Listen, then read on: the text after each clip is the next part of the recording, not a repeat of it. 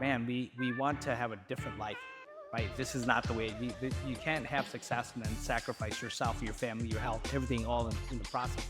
And we said if time and money were no longer an issue, we would want to be a family that can go where we want, when we want, stay as long as we want, bring as many people as we want.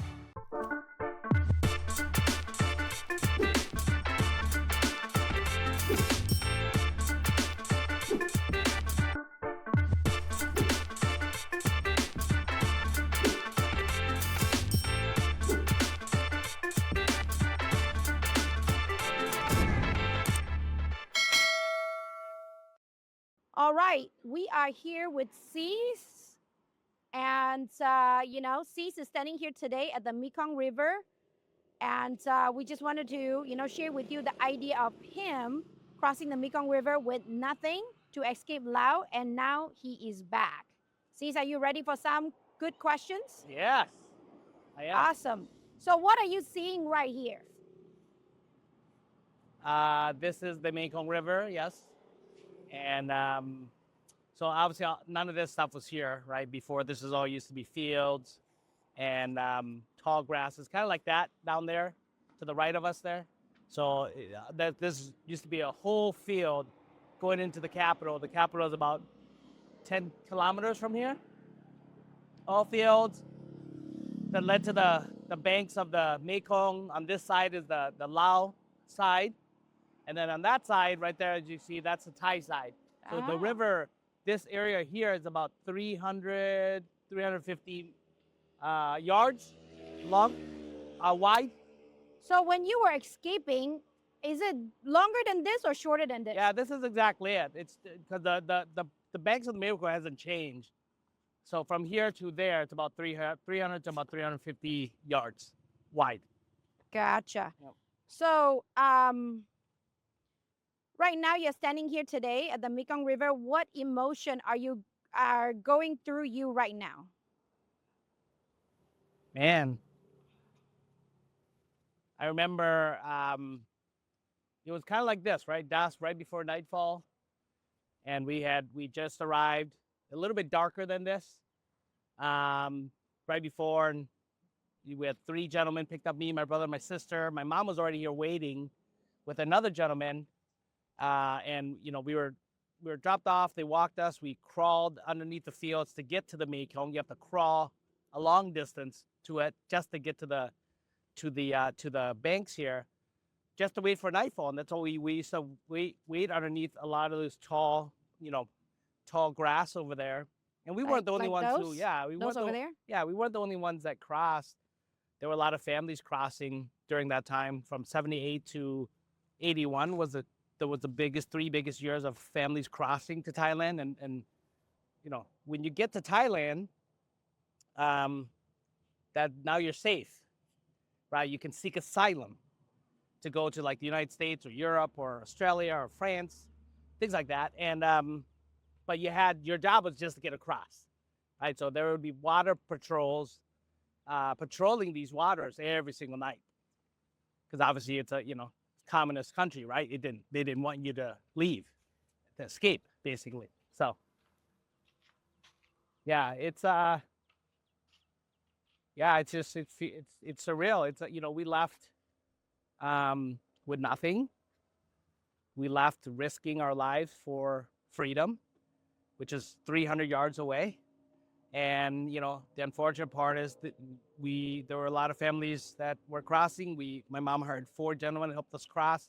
Two of the gentlemen and some other families did not make it because they were shot here. A lot of people died here. So it's but I'm back, right? Back to the country I was born and the country I had to escape from to make another country my home, which is the United States. So it's a little overwhelming, but man, this is crazy.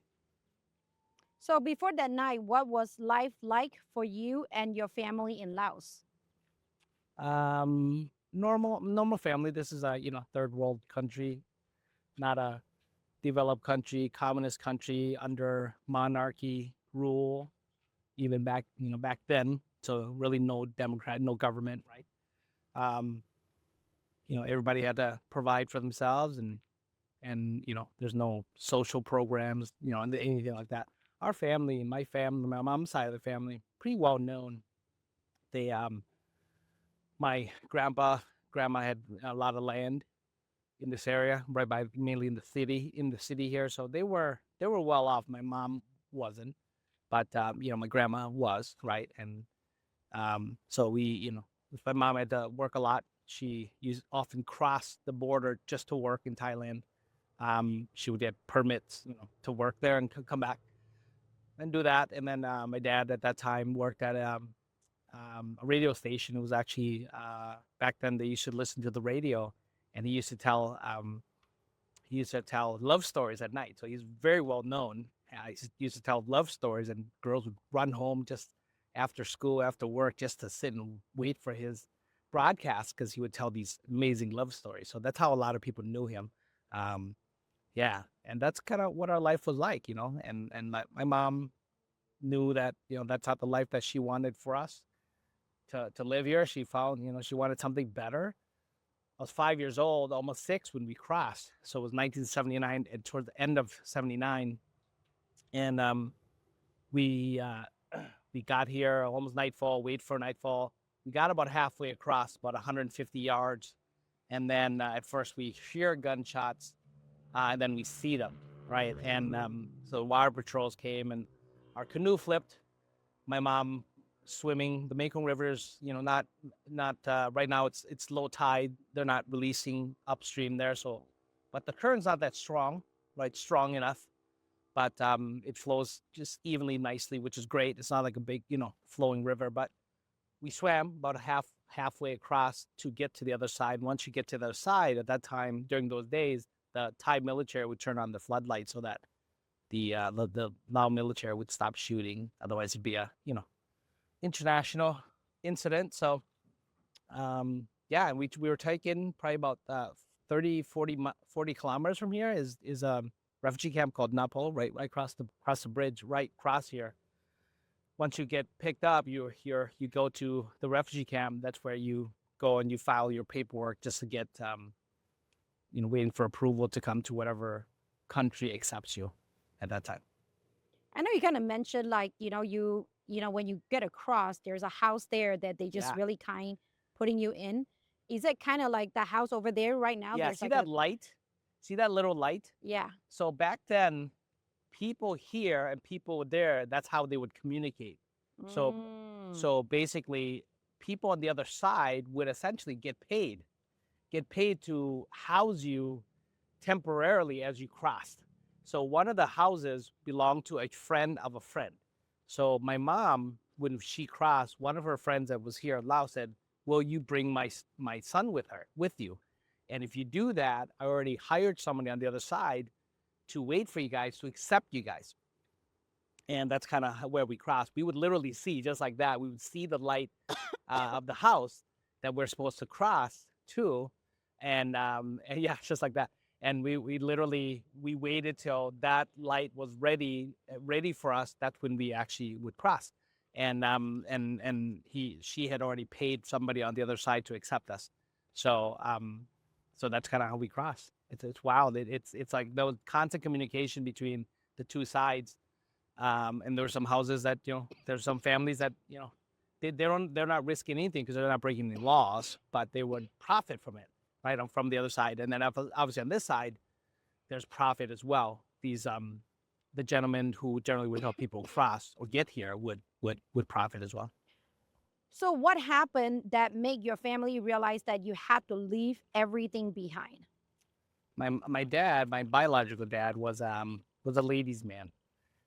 He again told love stories. So a lot of his name was really well known, and he's tall, he's handsome, and unfortunately in our country back then and now too, you could legally have multiple wives, right? That's just the way things are. You can legally have multiple wives. So he always wanted yeah, wives, multiple wives. So he would try to tell my mom, and in if your family is kind of like maybe from the out in the country or not really well known or well educated, sometimes the wives are, that's fine, right? But my family's not. My grandpa was a general, a police officer, right? Family was really well known here. So my mom came from, from a well known family. So she's like, no. But he tried to sweet talk her. Well, you'll be the, they call them the big wife, right? You can just sit there and they'll take care of everything, or wash the clothes, take care of the kids, all of the stuff. My mom would say no all the time.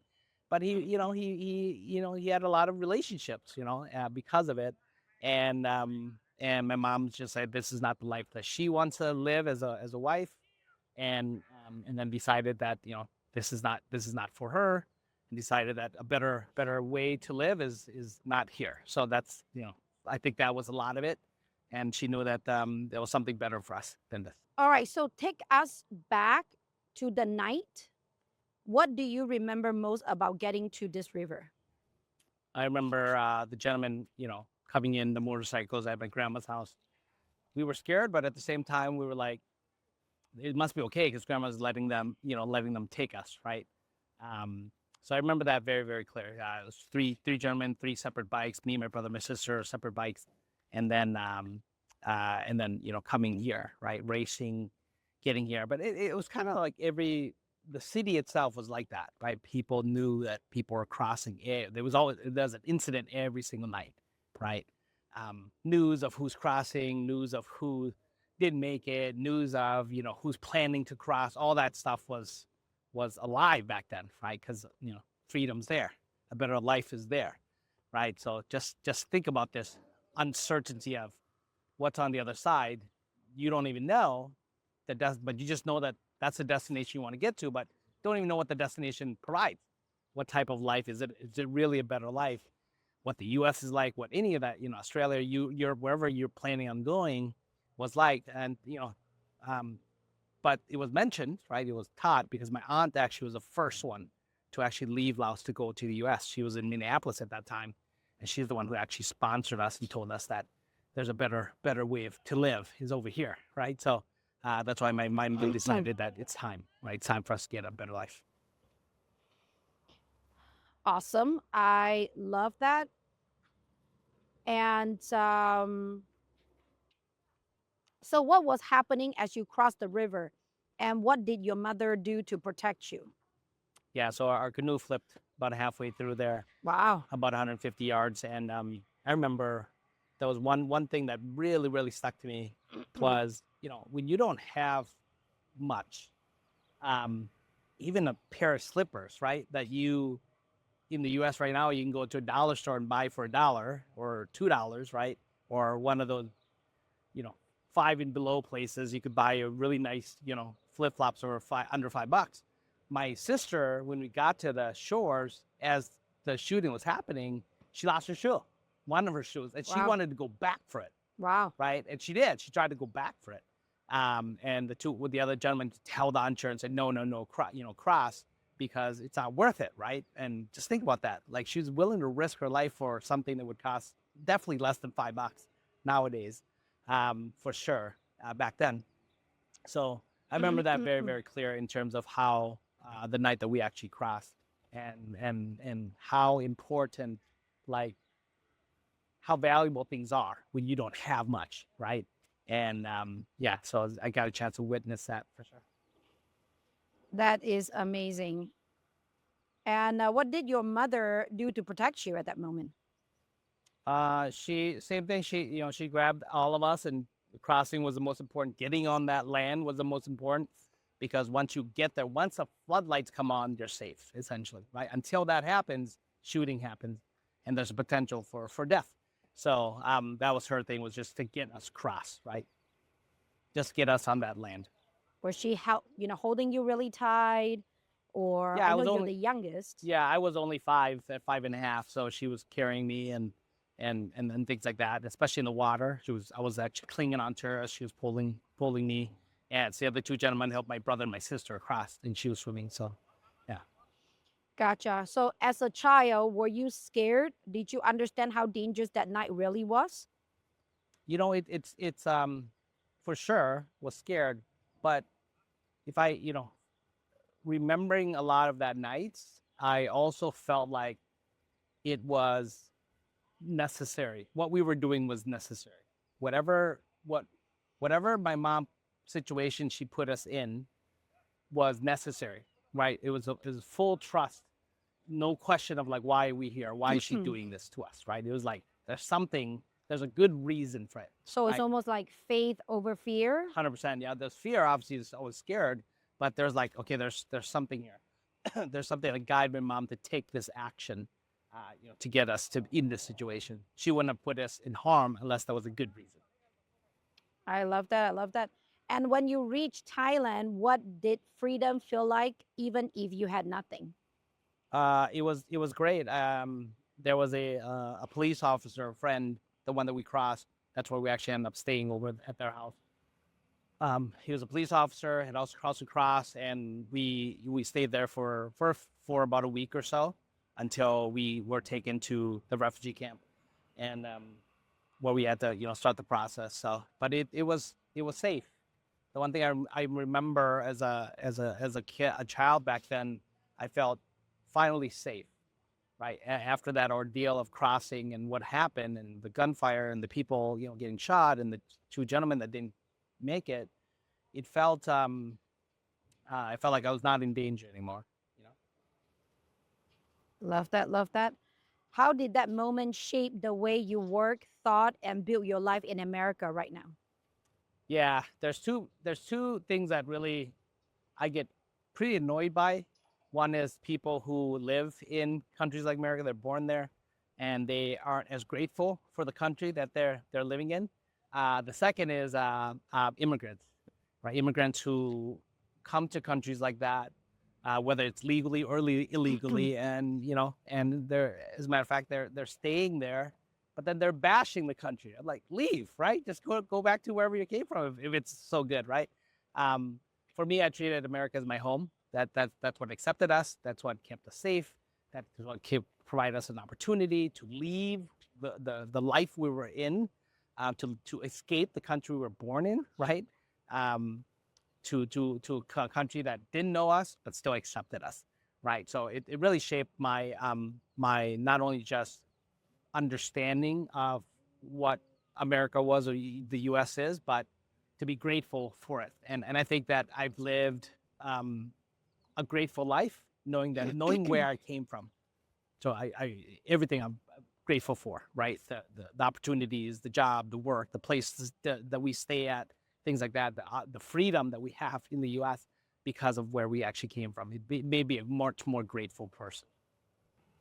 Yeah, so for me, grateful to have that. And growing up in America, right, is we were conditioned, right? Conditioned to we want to have. So obviously, I want to have, right? That's one reason my mom taught me to have a better life, and decisions she had to make to actually leave our country to have a better life. Meaning, you have to do something in order to have a better life, right? And so I already have that as an example. And then coming from the U.S., like going to school, for example, who do you want to be when you grow up, right? And then so you choose an identity, you choose a profession, and then you go to school and get educated and get a degree so that you can be that profession, so that I could be that person, engineer, police officer, doctor, whatever. So I chose engineer, right? So I chose to go work professionally. I was in corporate America for about 13 years and realized, oh my God, like in order for you to have the life that you want to have, yes, you have to do.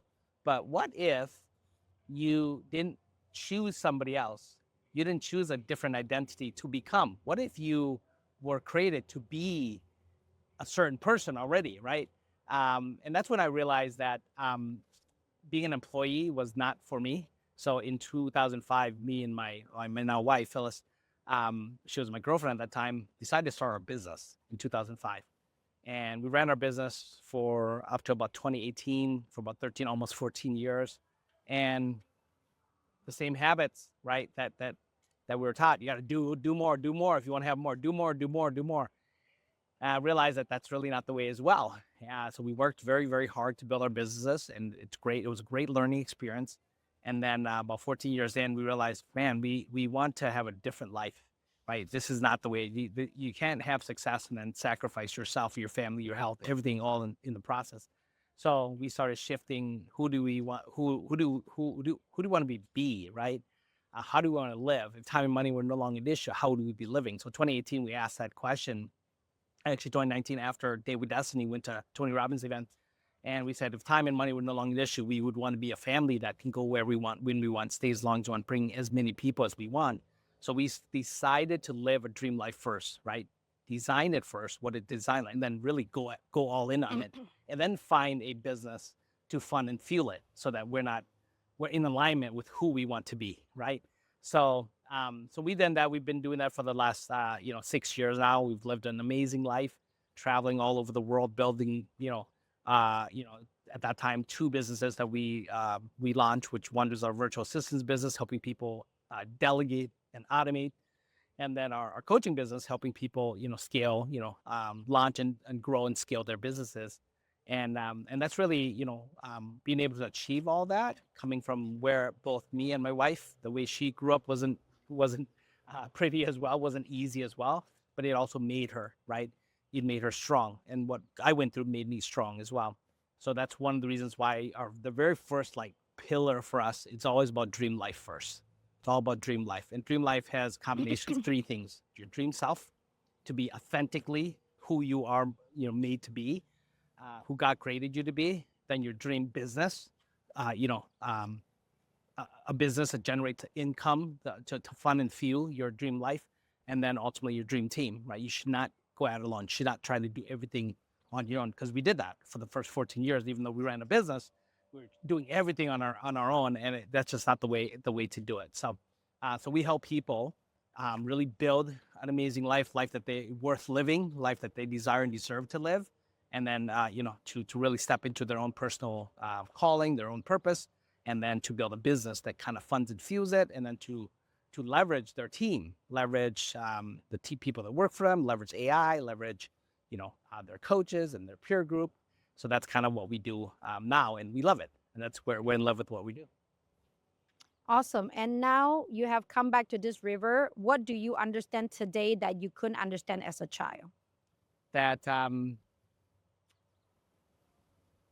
struggles or failures or hardship, at that time you may not understand why you have to go through it, but there's a way in God's infinite wisdom, you have to go through it because it creates you, right? It's not designed to destroy you, especially if you go through it, right?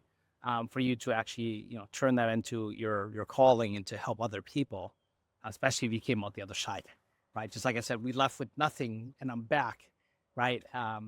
Here with a lot more to offer to the world, with everything from my wisdom and what I know, what I love, who I am, with my resources that I have, wealth, all of that stuff.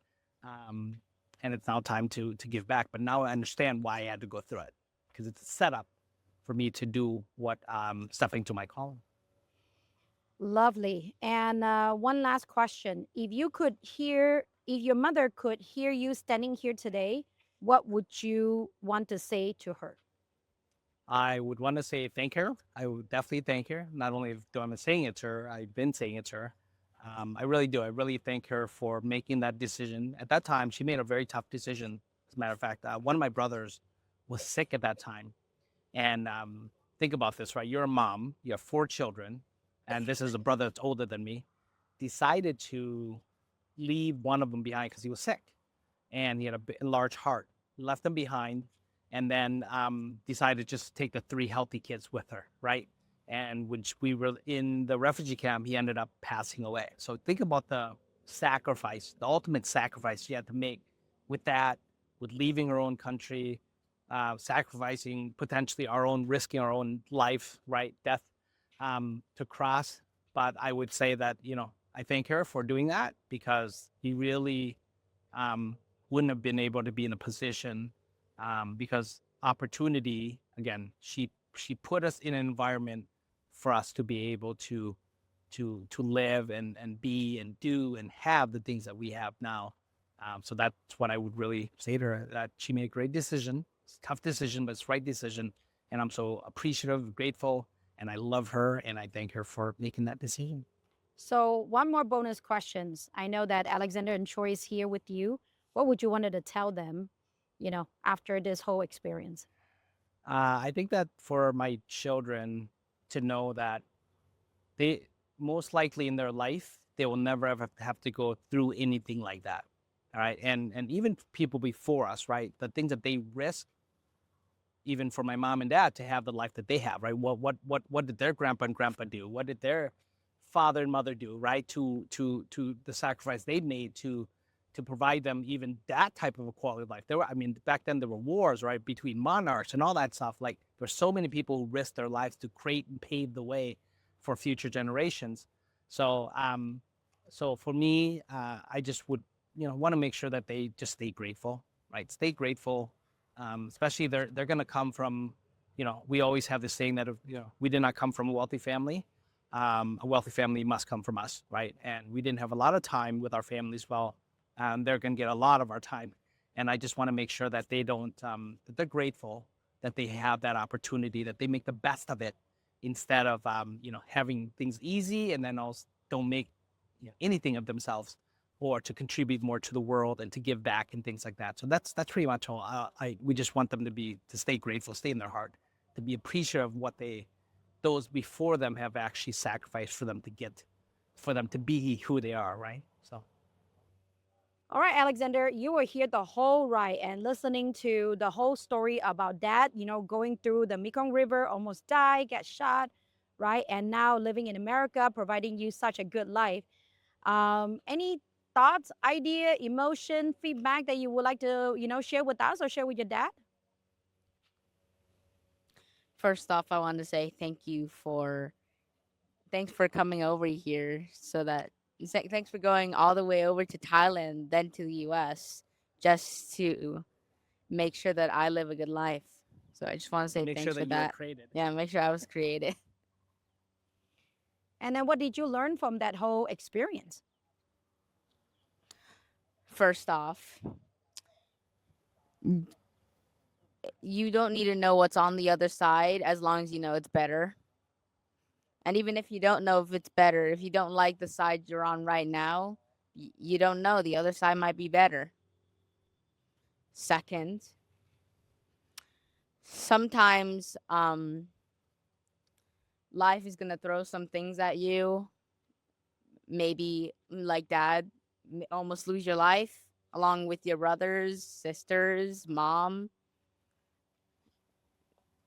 But even if you may not understand it at the moment, just know that the reason God's putting you through that is not to break you down, but it's to build you up to a person that will become better and is ready for whatever he wants to give you. Yeah, those are the two things. And imagine, right, if you are that little guy that is crossing the Mekong River, how would you feel at that moment? I don't know how I would feel at the moment because, well, I'm not in that moment. But if I could say, I'd probably be like freaking out, worried about my life, worried I'm not gonna make it to the other side. But after all of that, if I was dad's age, when I look in the rearview mirror, I would see that there was a reason that this even happened, and which that reason is bigger than I may know right now, and definitely way bigger than what I knew before, what I would know before this moment. Yeah, something that Dr. John Maxwell said one time. He says, "Tough times don't last; tough people do." And whatever you're going through right now, it's not gonna last. Just stay tough, right? One of the reasons why I think that this happened to me, it really made me tough.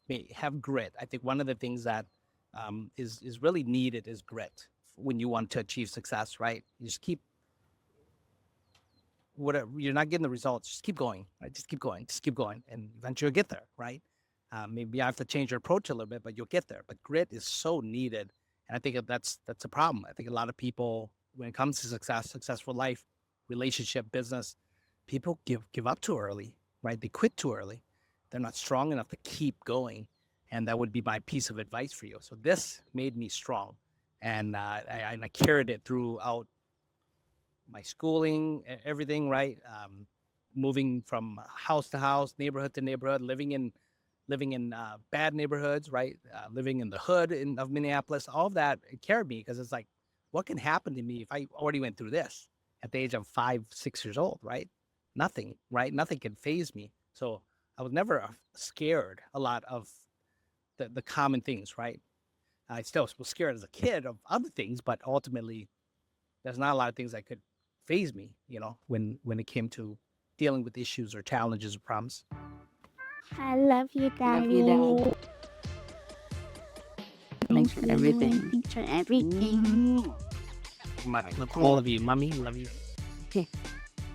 Hello, C. Savan here. I hope you enjoyed and took a lot from this video. And if you are looking to live life on your terms, right, to be able to build a business also that allows you to live, to work, to earn from anywhere, if you're looking to delegate and automate with people, then we're inviting you to our Dream Life Dream Business Challenge. And finally, if you took a lot from this video and you actually want more, please please comment your biggest takeaways from this particular video, and most importantly, subscribe. It's free to do so, so that this way you can be alerted every single time we actually drop a video for you, some more additional training. And again, our content will not let you down. Again, thank you very much for listening to us. Thank you very much for being here. Let's, we'll see you in the next video.